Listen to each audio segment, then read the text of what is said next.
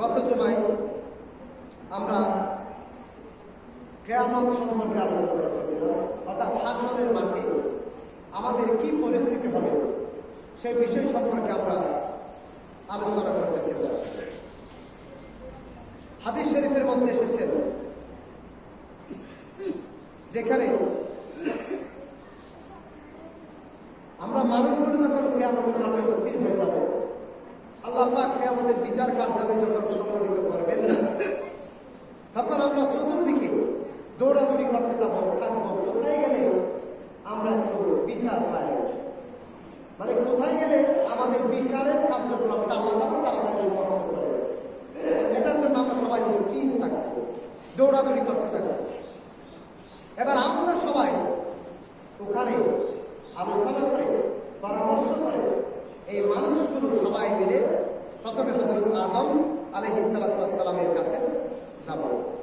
যাওয়ার পর বলবো, আপনি তো আমাদের মানব জাতির পিতা,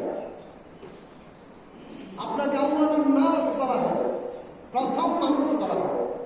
আল্লাহ পাক আপনাকে জান্নাতের মধ্যে তৈরি করেছেন, সমস্ত সৃষ্টির সর্বশ্রেষ্ঠ করে আপনাকে মর্যাদা দিয়েছিলেন। আমরা আপনার কাছে এসেছি, আপনার সন্তান। আজকে কি আমাদের এই কঠিন বিপদে আল্লাহ পাকের গুসা, আল্লাহ পাক রাগান্বিত হয়ে থাকবেন, আল্লাহ পাক বিচার কার্যালয় সংগঠিত করবেন না। আমরা আপনার কাছে এসেছি, আপনি আমাদের জন্য আল্লাহর দরবারে সুপারিশ করুন। তখন হযরত আদম আলাইহিস সালাম বললেন, আমার পক্ষে সুপারিশ করার সুযোগ নেই। এটা আমরা কতজন আলোচনা করব। এরপরে তিনি বলবেন, তোমাদের জন্য আরেকটা পথ আমি দেখিয়ে দিতে পারি, তোমরা ওখানে যাও, গিয়ে দেখো ওখানে কোনো পথ পাওয়া যায়। আমরা সবাই মিলে সেখান থেকে হযরত ইব্রাহিম আলাইহিস সালামের কাছে যাব। যাওয়ার পর আমরা তাকে বলবো, আপনি তো মুসলিম মিল্লাতের পিতা, মুসলিম জাতির পিতা বলা হবে আপনাকে। আপনি আল্লাহর সন্তুষ্টির জন্য দুনিয়ার জমিনে খাস এমন কোনো কাজ নেই যা আপনি করেন নাই। ছোট্ট মাসুম বাচ্চা, আপনাকে বৃদ্ধ বয়সে আল্লাহ তাআলা আপনাকে একটা বাচ্চা দিয়েছে। আপনি এই বৃদ্ধ বয়সে এসে আল্লাহর সন্তুষ্টির জন্য এই ছোট মাসুম বাচ্চাটাকে সহ আপনার স্ত্রীকে সহ আপনি যেখানের মধ্যে কোনো প্রকারের ঘর বাড়ি ছিল না, মানুষের আনাগোনা ছিল না, এমন একটা নিরিবিলে মরুভূমির মধ্যে আপনি ছোট একটা বাচ্চাকে আপনার স্ত্রীকে সহ আপনি বনবাসের মধ্যে দিয়ে আসবেন, তাও আল্লাহর সন্তুষ্টি। অথচ আমাদের একটা সন্তান হলে মানুষ কিরকম খুশি হয়। তাও যদি কোনো একটা মানুষের যদি 60-70 বছর কোনো বাচ্চা না হয়, এরপর যদি একটা বাচ্চা পাই, কেমন আনন্দের কথা। যাদের সহজে হয় নাই ওরাই বুঝতে পারবে এটা কিরকম আনন্দ।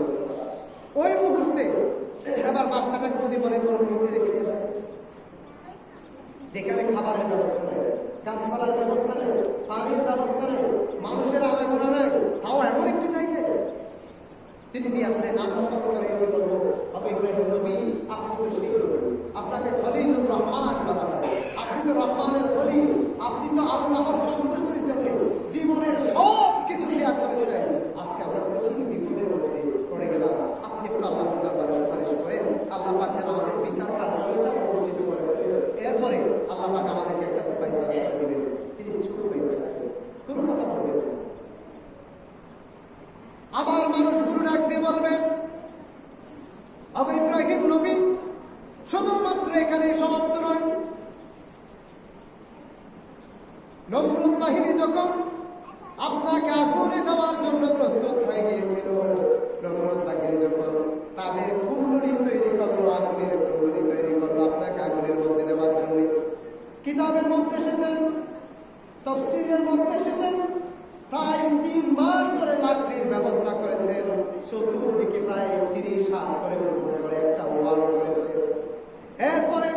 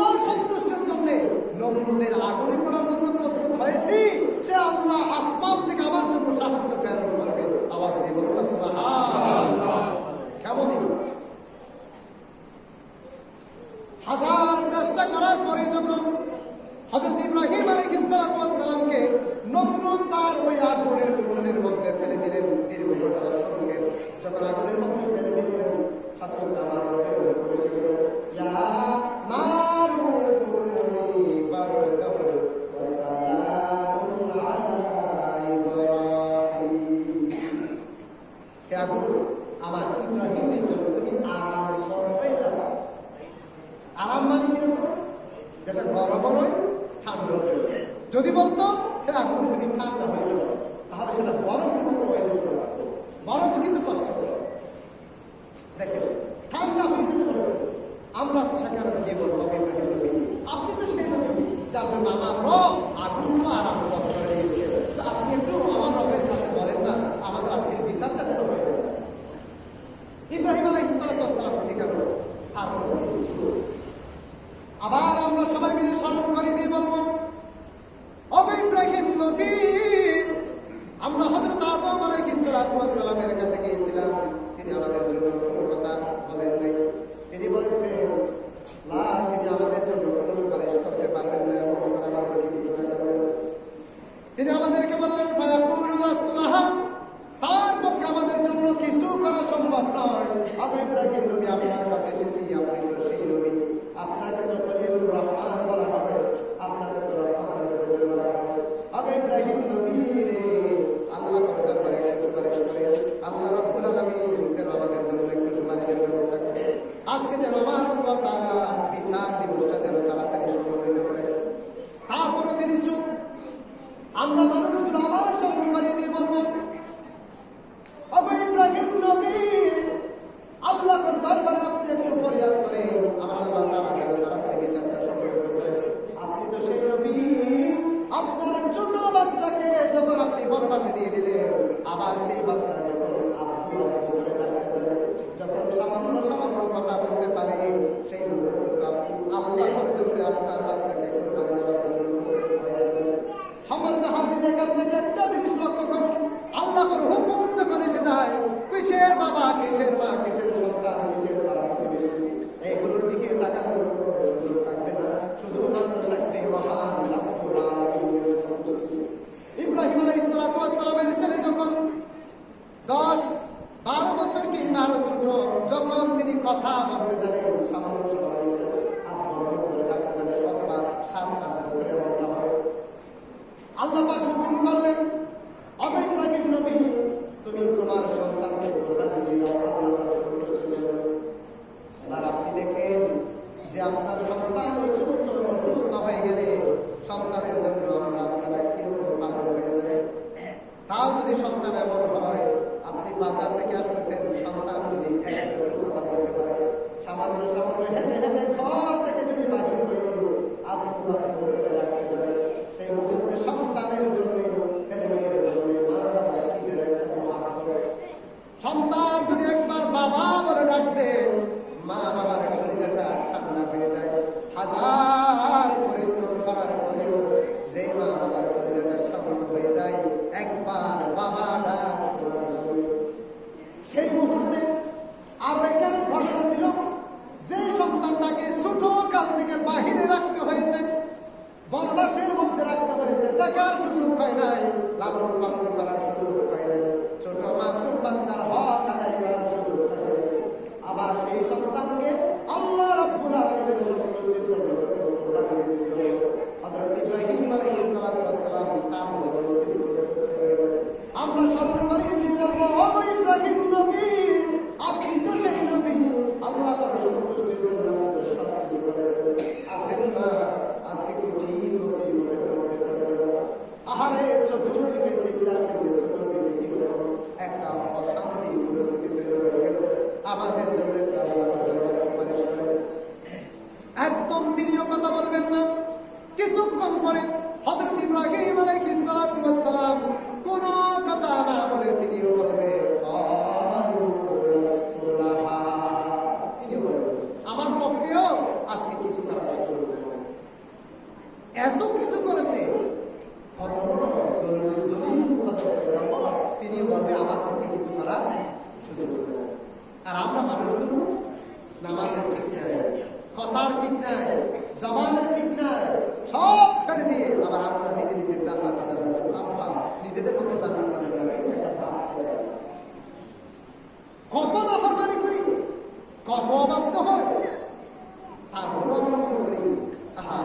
জান্নাতে তো চলেই যাবে।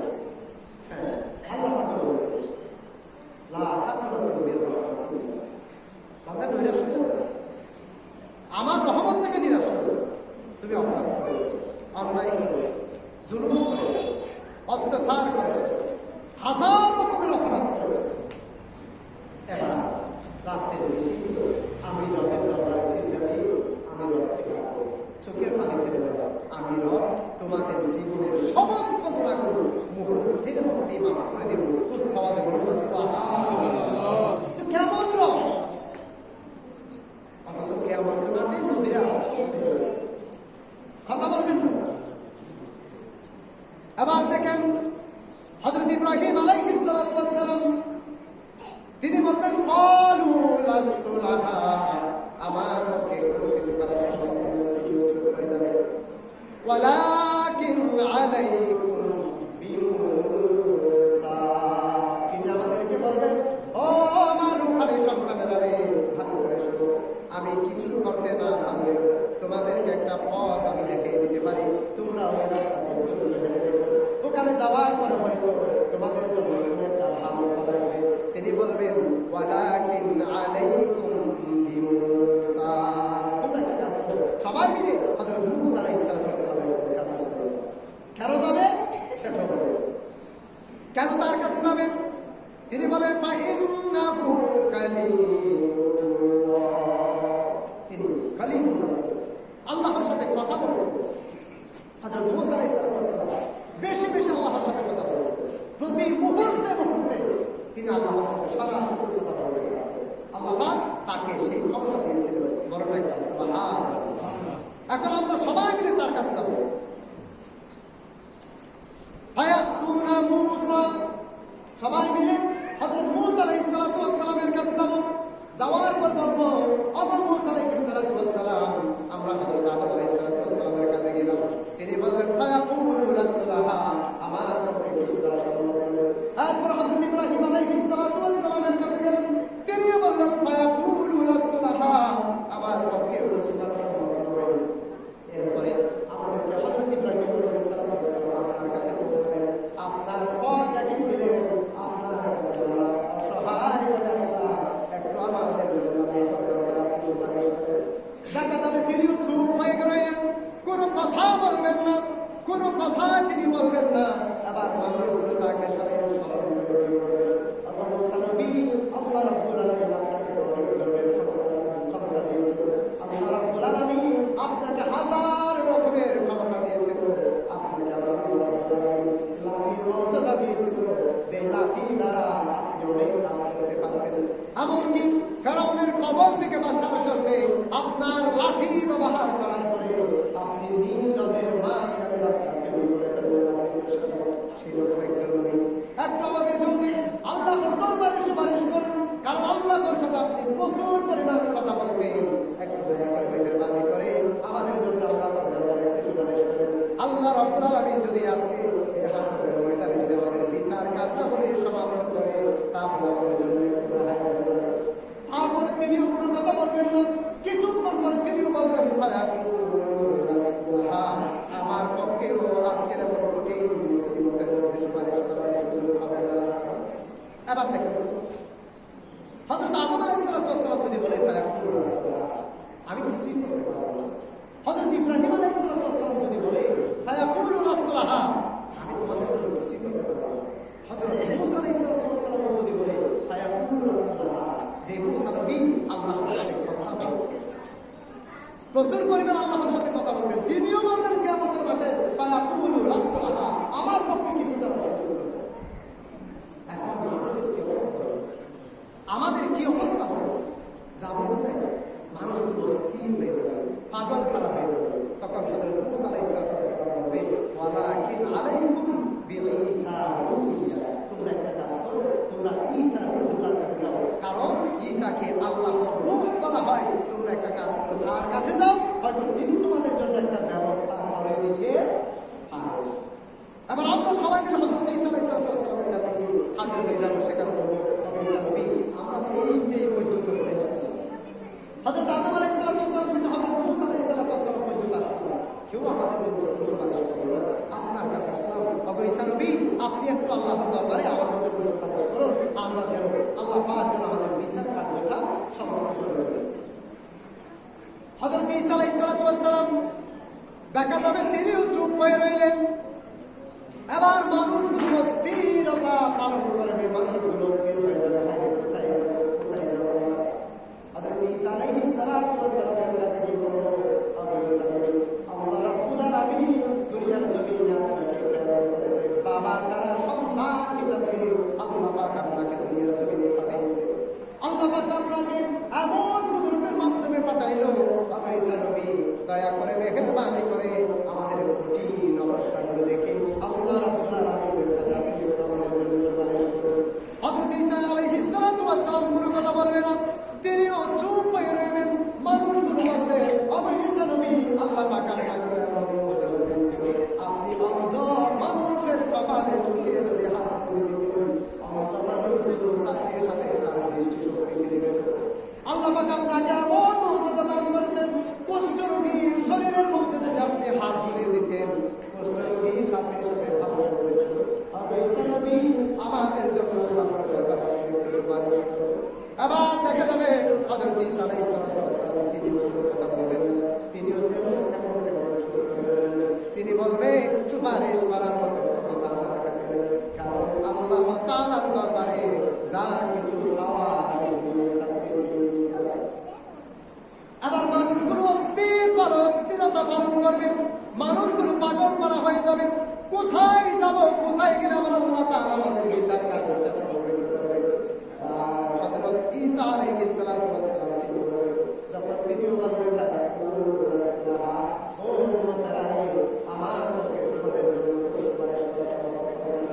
তিনি বলবেন, আবার একটা কাজ করো, তোমাদেরকে আমি এমন একটি জায়গা দেখিয়ে দিব, তোমাদেরকে এমন একজনের রাস্তা দেখিয়ে দিব, যে রাস্তার মধ্যে গেলে আমার বিশ্বাস হয় তিনি তোমাদেরকে কোনোদিনের জন্য পাঠাইবেন না।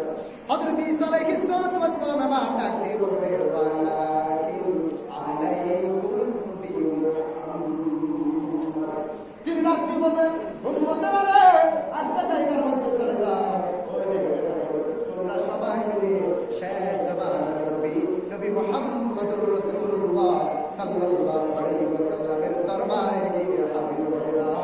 উচ্চ আওয়াজে বলুন না সুবহানাল্লাহ, আর মুহাম্মদ বলুন না সুবহানাল্লাহ।